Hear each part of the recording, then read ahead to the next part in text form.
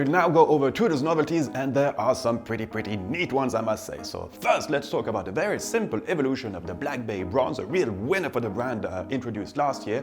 And today, as an homage to the first Black Bays delivered to the French Navy, well, way back that was, well, they've introduced a new fabric strap done in the similar material and same color used by the French Marine when they utilized parachute leftovers to fabricate these straps. So okay, it's nothing too crazy in terms of news.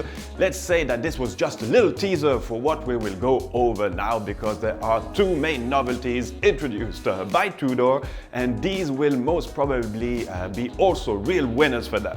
So first, the Black Bay S&G for steel and gold, and this is a really cool watch. Sometimes the use of yellow gold can be a bit quite bold, but in this case you don't get this impression with a matte vertical finish on the gold parts of the bracelet and the bezel. So the mix of steel, gold and the black of the dial on the numeral part of the bezel goes really well together, and for a price of 4,750 francs for the metal bracelet version and 3,600 francs for the leather strap version, well, this is a decent price for a decent watch with the brand's own movement. So again, I think this will be quite a success.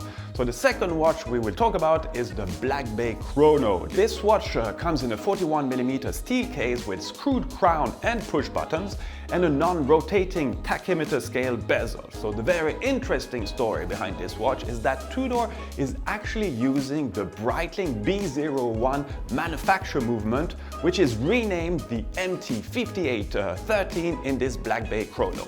And in exchange, Breitling is using the Tudor manufactured three-hands movement introduced a few years ago, but we'll get back on this in our Breitling report. But there are obviously some differences, as this movement has been equipped with Tudor's very own regulating organ, including the silicium balance wheel, as well as their own oscillating mass. This watch holds 70 hours of power reserve, it's water resistant to 200 meters and comes at 4,800 Swiss franc with the steel bracelet and 4,500 with the leather bracelet. So again, a pretty well positioned price, I believe. Tudor introduced a new version of its Black Bay steel coming in a 41mm case, and for the first time this watch comes with a date indicator found at 3 o'clock. And for info, it's priced at 3,600 Swiss franc with its steel bracelet with a folding clasp. So next watch, and previously we had seen this watch in a 36mm dimension, but now Tudor is coming with a 41mm version of the Heritage Black Bay, a very legible watch with its black dial and contrasted hands. This watch holds an ETA 2824 movement with 38 hours of power reserve with a circular satin finish on the bezel, and it's also resistant to 200 meters. And is priced at 2,800 Swiss franc with a steel bracelet or 2,500 with the leather bracelet. And just for info, you can spot if your Tudor holds an in-house movement compared to an ETA movement by looking at the written indication on the dial at 6 o'clock. If these indications are kind of smiling at you, then you know that this watch doesn't hold a Tudor manufactured movement.